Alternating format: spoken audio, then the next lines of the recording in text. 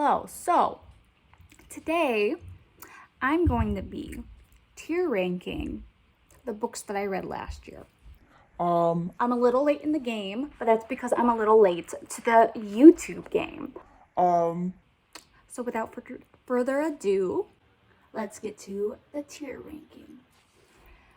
So what I have here are all the books that I read in 2023. You'll probably see a large array of things that I've read. So I do have like a type. I have a preference. But sometimes I just read whatever. And I just want to know. So yeah. So we're going to get into what I read. There are 50 books here that I'm ranking. I just based this off of my Goodreads account. You may notice there's, I think, 2 books on here that I didn't technically finish. But they were long books, and I was basically done, and I was just bored to tears, and so I needed to finish. So that's why I'm including them. Now, these are my categories. My top tier has never left my mind. So basically what I'm trying to do with this one, I'm implying how it stood its test of time with me. I still think about it because I have the mind of a goldfish, and I'm not gonna lie, I would not be able to give you a detailed synopsis of most of these books. So if I feel like I can give you any substance with describing it, like, and I enjoyed it, this is like the top tier. Good vibes only, that basically means like maybe I don't remember you super well, but I remember having a good time. Then I have you helped me achieve my reading goal. I have this section specifically for a specific type of book that's like in here. You've already noticed I have some middle grade books that are in here.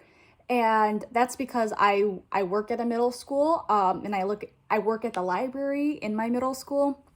So I really need to start reading more middle grade because I have children coming up to me asking, what books do you recommend? And considering that my fave genres are romance and horror, I can't really suggest those type of things to them. And like, to be fair, the way I feel about middle grade is that it's not written for me. I don't feel like rating it anything below this is very fair. Plus, truly, they were short books that helped me reach my reading goal. Then I have, wait a second, who are you? Wait a minute! Who are you? And those are for the books that I genuinely cannot remember the plot to. Then I have not my cup of tea, and I don't like tea. Basically, they're not like atrocious, but I can just recognize like it just wasn't really for me. And then my final one is Michael Scott saying, "No! God, please, no! No! No! No!" So anyway, let's get to it. Right away, if we're gonna just do this in order, the first book here is A Touch of Darkness. I do not remember who wrote this, but that one's going straight into Michael Scott saying no. No! This put me in a reading slump. It's a like Hades and Persephone's retelling. It's kind of smutty, but oh my God, it was awful. It was awful. I was like 50% in, and I was wanting to DNF it. Like, it wasn't even fun. It was boring. It was cringy. I do not recommend the audiobook. No. Next, we have All Good People Here by Ashley Flowers. I used to be really into true crime podcasts. I've kind of reevaluated my feelings on true crime podcasts. So I don't really listen to them anymore. I think I do like Crime Junkie. But I'm not really into that anymore. But I did read her book, All Good People Here. It was one of my first books that I read in the year. And I'm going to be honest, I don't remember anything that happens besides the fact that it's kind of like a John Benet Ramsey retelling. So I'm going to put that in. Wait a second, who are you? Okay. All the Light We Cannot See. This is one of the books I DNF'd, but I still put it on here. It was like a 14-hour audiobook, and I got like 7 hours into it, which is basically how long most of my audiobooks are. But I just could not do it. First of all, historical fiction is not really my thing. And specifically like World War II historical fiction's not really my thing. I'm also not really one for like really flowery language. I'd rather get like plot and character and like internal monologue than I would like descriptions. So it's very well written. Don't get me wrong, but I just couldn't. It's not my cup of tea. Bearing the Moon. It's written in verse. It's well done. There's nothing particularly like. It's middle grade. I don't even really remember what exactly the plot is. Basically, it's middle grade. It's written in verse. It's really quick read. Butcher and the Wren. So that's written by one of the co-hosts in the Morbid podcast. And this one even more so. I couldn't tell you what it's about. I remember that there were a lot of reviews just panning it. And I think my impression at the time was that I didn't think it was quite as bad as what the reviews were giving it. But I was just kind of glad it was kind of short. So I'll put that also in Wait a Second, Who Are You? Circe was great. Circe's probably one of my top books this year. I think it was a really well-written and poignant story. I mean, you've probably heard people talk to death about Circe and Madeline Miller, but I think it really is a really well-told story, and yeah, I like Circe a lot. Finley Donovan is killing it. I'm gonna put that with not my cup of tea. I think I'm just not the biggest fan of like cozy mysteries, which makes a lot of sense because I read a lot of thrillers, and usually my end thought when I read a thriller is that I wish it kind of pushed the boundary more. And so that kind of tells me that instead of like reading a thriller, I should maybe just read more horror. And so to go the opposite direction, I'm not the biggest fan. I was just kind of bored reading it. Don't Believe It by Charlie Donlia. I'd never heard of this book before. It was just like available when I was looking for an ebook available on Libby. And honestly, I was pleasantly surprised. I did not have high expectations going in, but some of the twists got me. I was not expecting some of the things that happened in this book. So I had a pretty good time.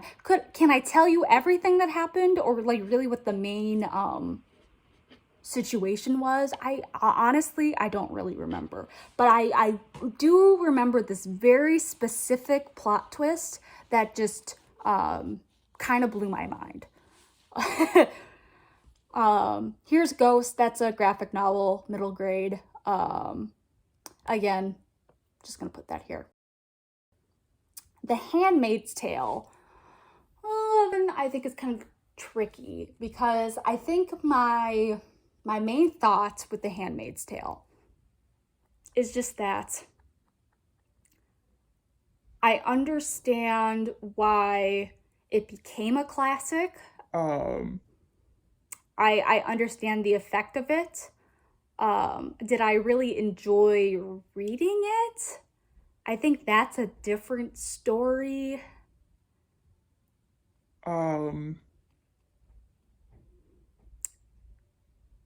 But I think the world building is just fascinating in The Handmaid's Tale.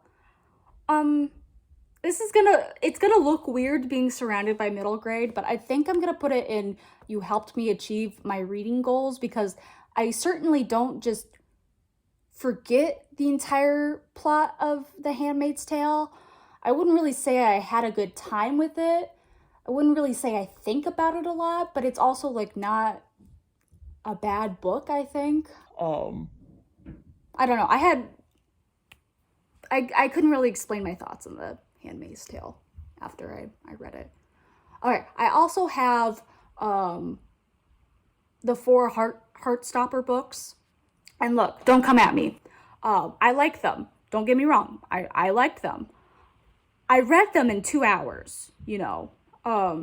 Like they are a quick read.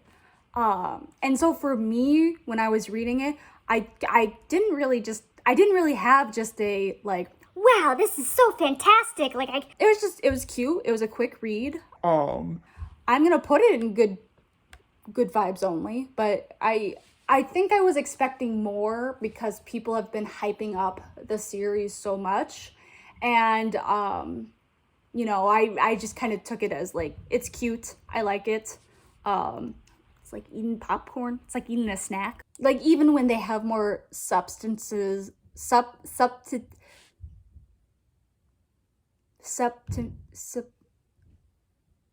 even when it's talking about stuff with more substance, it's quick. They don't really delve too far into it. So I'm actually just gonna go ahead and put all 4 Heartstoppers in the same, because I like them all, but I can't even like distinguish between the 4. Like that could have all just been one book. Anyway, Daisy Darker. I remember really liking Daisy Darker at the time, but there's certain things that I just don't remember about it. I remember catching the plot twist really early on, like the main plot twist. Which honestly just made me feel more clever. I was still enjoying it even though I knew the plot twist, so it could have been worse. I remember enjoying the story, but I think also it's based off of a very popular Agatha Christie novel, which I guess I won't say in case that's like hashtag spoilers to some people. It's not exactly the most unexpected if you can catch what's going on. I don't know. Kindred, I read the graphic novel version of Octavia Butler's Kindred. That was really good. I really enjoyed that. I like Octavia Butler. I've been getting more into like speculative fiction. I used to roast it a lot, but I'm kind of into it now. And I think putting it in a graphic novel version also helps make things more accessible to me personally. Just because I've always had a difficult time with reading. Yeah, so I like reading graphic novel versions of things. Part of Your World, that one might actually just be my favorite book of the year. I cannot praise it enough. I think it's fantastic. In terms of like a romance novel, I think it's top tier. It's so good. It's heartwarming. It's funny. I remember I really liked how like even like the supporting characters felt really well fleshed out. I think a lot of times in romance you'll see like the people around your two leads being a little more two-dimensional, but I felt like every time they introduced a new character, you could tell that they had a life that they lived behind the scenes, which isn't something that I usually think of when I read. And so that was one thing I really liked about it. Yeah, that was probably my favorite book that I read this year. All right, now I have Outlive, which was a nonfiction book about how there was a, I think he's a doctor, probably, and just what he's learned about how to kind of outlive the different ailments that most people usually succumb to. And this was the other one I DNF'd. I think it's an interesting concept, but I think after a certain point, I just couldn't, I'll just say it's not my cup of tea. I think he very well knows what he's talking about. It's like, it's a very long audiobook. That's what I was listening to. And I just remember there was like a 2-hour part of the audiobook where he just in depth like discusses his workout routine. And I think as someone who isn't really much like that, it got cumbersome at some point. Like, we want to prevent disease, but I don't want my whole life to just be centered around trying to prevent disease, right? Like, I'm already kind of a hypochondriac. I need to be able to focus on other things in life. And it kind of felt like the way that he was describing how to fight off these things that eventually kill you, like cancer, Alzheimer's, diabetes, all that. You basically have to readjust your life in order to do so. When I don't know. Wasn't my favorite. Pride and Prejudice. I read Pride and Prejudice this year. And I'm gonna put it in Never Left My Mind. I didn't rate it 5 stars, I will say that. But the fact that this was a really big deal to me personally, was that I read a book with like language like Pride and Prejudice, and I was able to finish it. And that's something that I never thought I'd be able to say. So I was really proud of that. And I liked it. I mean, it's Pride and Prejudice.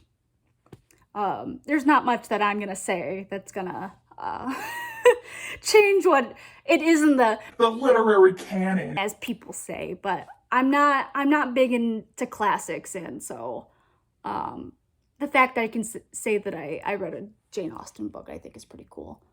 Then I have Quiet, which is also a nonfiction book on introverts. I'm gonna put it here. I think maybe a couple years ago it could have made a little more of an impact on me, but I think it's a very surface level. And I'm saying this where I haven't refreshed on my opinion of it or what was going on in a while, but I think a lot of it was stuff that I felt like I already knew about myself and just about being an introvert. So I'm glad I read it. I'd been wanting to read it for a while, but yeah. Hook, line, and sinker, I'm gonna put in Good Vibes. I prefer What Happened One Summer. That was one of my favorite romances last year. I know it's kind of hit and miss for people, but I really enjoyed it. I didn't think it was as good as It Happened One Summer, but it was enjoyable. So I think it deserves a Good Vibes only. Dead Romantics, I'm gonna put Not My Cup of Tea. I think I just my brain could not get around how the universe worked. If you know, you know. Um, I just, I didn't get it. maybe it was too closed door for me. I don't know. Just the nicest couple. I'm in between Wait a Second, Who Are You? And Not My Cup of Tea. Because I didn't think it was horrible. I also remember not liking it. And I don't remember too much of the plot, but I do remember some of it. So it's like literally like right there. I think I'm gonna put in Not My Cup of Tea. I read this one because I remember I really liked the author's other book, Local Woman Missing, or yeah, Missing, Local Missing Woman, one of those. I remember that. So I really liked Local Woman Missing. Yeah. And so I had higher expectations, and I think it was just kind of boring to me, and the plot twists didn't really like hit like Local Woman Missing. A Southern Book Clubs to Slaying Vampires. I really enjoyed Grady Hendrix this year. It was my first time trying it, and I think, to be fair, I've been saying this, how I've mostly read thriller, but I think what I actually am going to like is horror. And so Grady Hendrix has been the first kind of dip into horror that I've had this year, and I've really enjoyed the 2 books that I read of his. Really good character voices in that. This is the 3rd Percy Jackson's book. And I didn't even remember that I read it this year.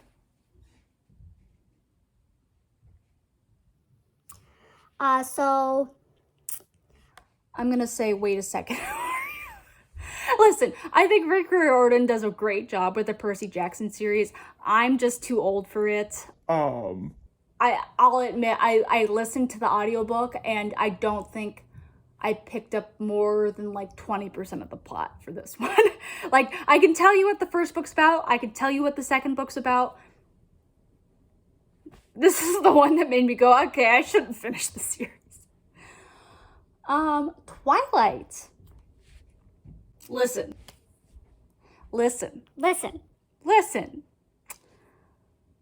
I was a Twilight girly back in the day.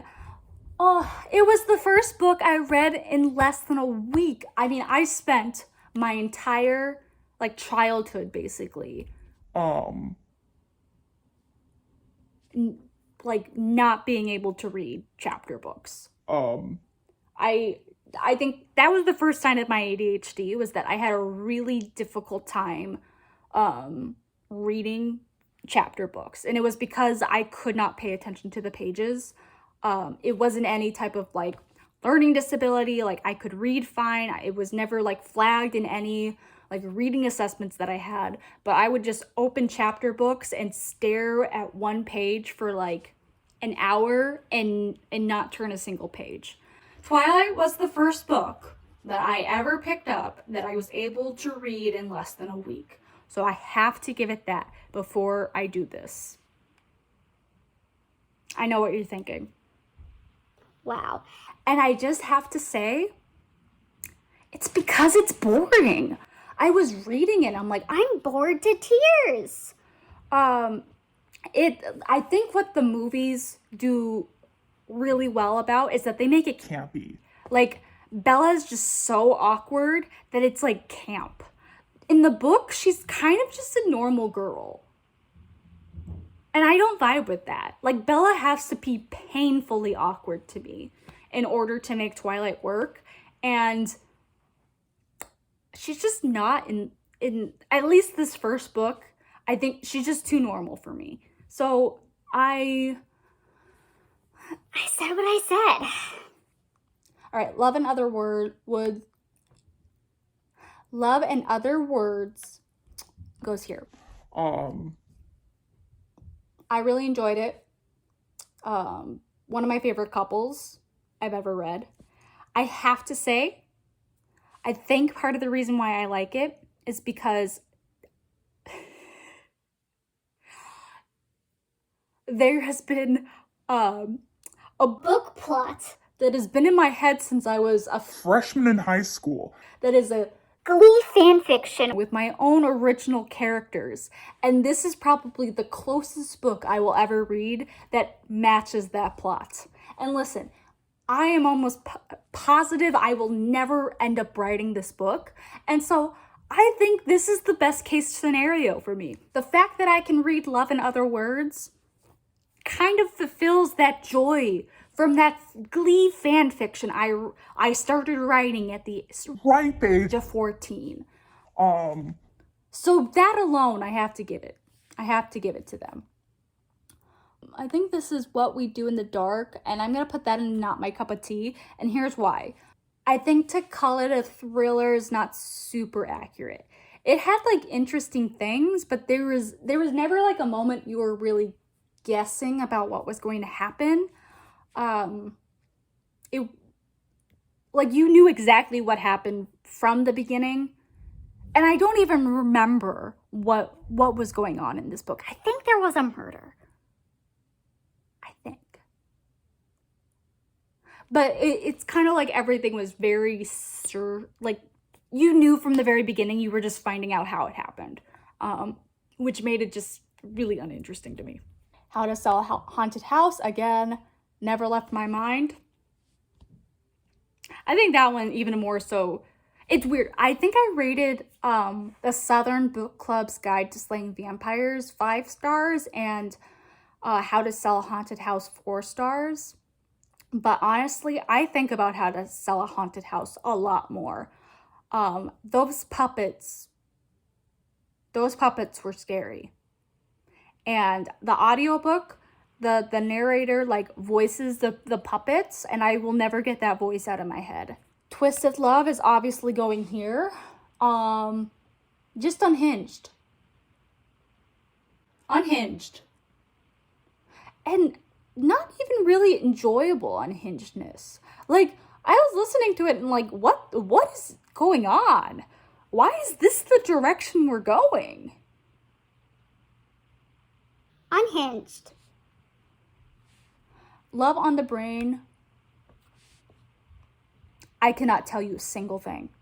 I cannot tell you a single thing other than that it has the same exact tropes as The Love Hypothesis.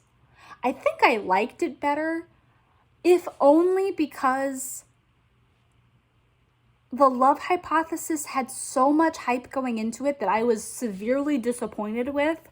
So I didn't have like the hype going into this one quite as much. But I, like, thinking back, I can't tell you a single thing about this book. Other than I think he's probably based off of Adam Driver, which, I mean, I mostly just know that because it's an Allie Hazelwood book. November 9. This is the most unhinged book I have ever read in my entire life. I was Dumbfounded. reading this book. It was almost a fun time because I was so dumbfounded. Like, I was almost enjoying it because I was just so baffled at the choices that was going on in this book. It is unhinged. That is my prime example of unhinged material right there. I'm still flabbergasted. I would never want to meet either of the main characters of this book. They both seem insufferable. And it's kind of nice that they found each other because I'm not sure if anyone else would love them. What Lies in the Woods. I remember enjoying it. Again, I don't remember a lot of the plot, but I remember I liked it, which other people I've heard aren't so high on it, but I liked it. One of Us is Dead. I only remember vague parts of it. I think I kind of enjoyed it. Like, I wasn't having a bad time reading it, but it's a very bland thriller. Like, it's like a domestic housewifey drama thriller. Secretly Yours. Listen, okay. I don't think it's as bad as any of these four, but I'm putting it here, and here's why. I like Tessa Bailey. Obviously I read Hook, Line, and Sinker, and I really liked It Happened One Summer. But I found this book just so Boring. and the characters just had no chemistry. That like, it's like, man, this just felt like you just dumped it in the toilet and just threw it away. Like, there's just not really any redeeming qualities to it. So I'm putting it there because it's not even like it's not my cup of tea, or that I don't remember it, or anything else. I just remembered not enjoying it and like feeling disappointed because I am the target audience for something like that.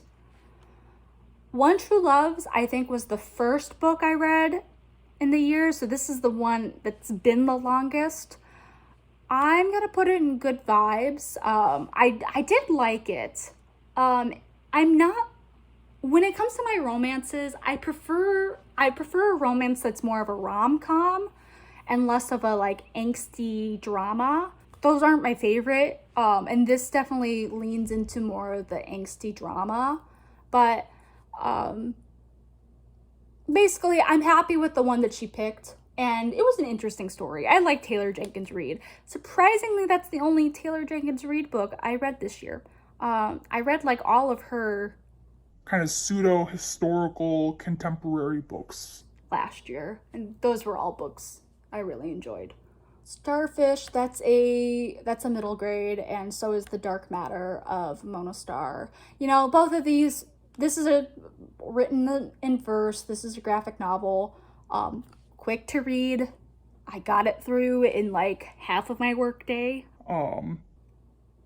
So, I mean, they're good. They're nice for middle grade, but again, I'm not a middle schooler, despite what I may look like. Hidden Pictures. So I'm tempted. I'm putting it in one of these two categories. I just don't know exactly which one. I think just for the transphobic plot twist alone, you gotta put it here. And if you know, you know. If you don't know, you're warned. Yeah, I think I was expecting a lot more, and I didn't get that. And I was thinking it at the time when I was reading it, and even more so reflecting on it. I don't love some of the themes that the author kind of pushes on you with this book. So was not my favorite. I did not love it.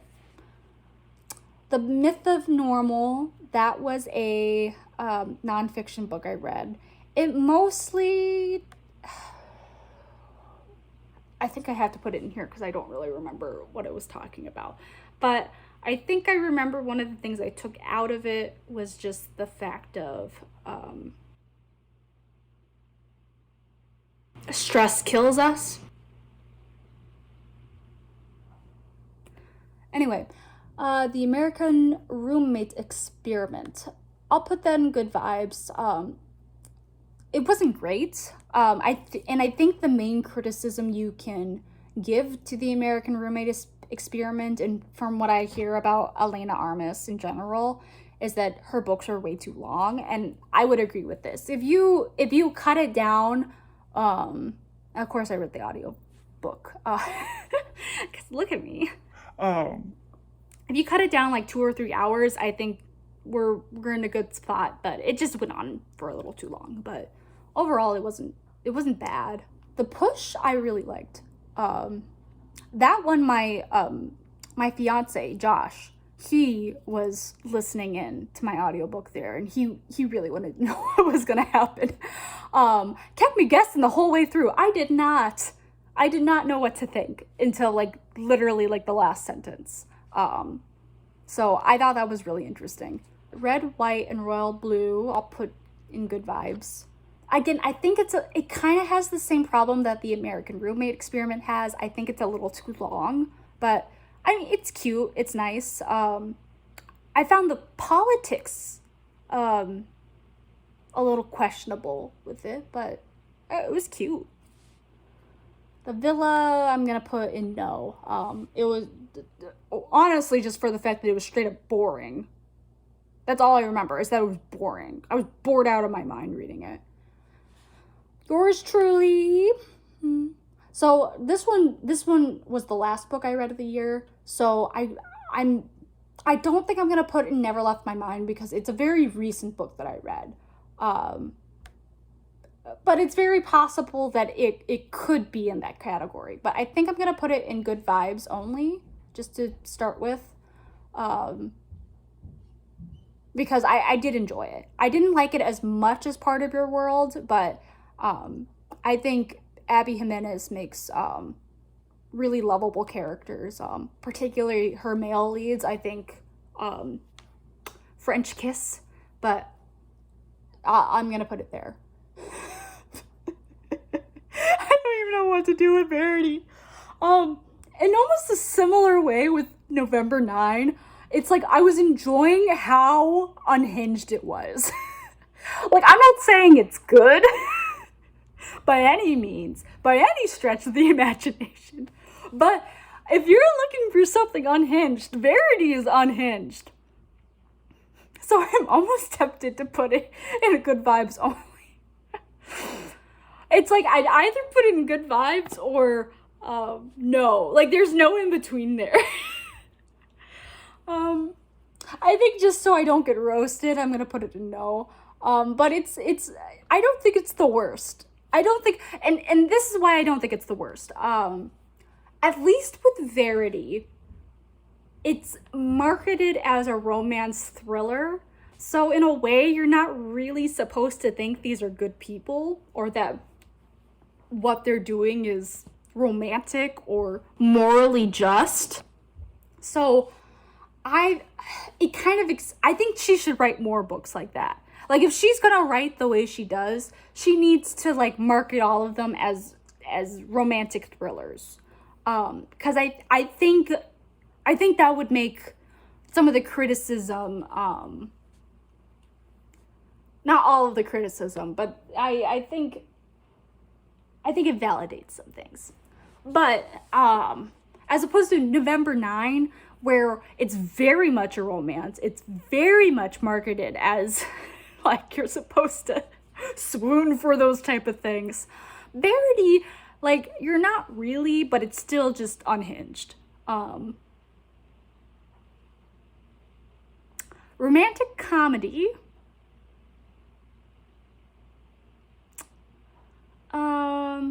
I think if I hadn't read this in like November, this might have this would probably get put into Wait a Second, Who Are You?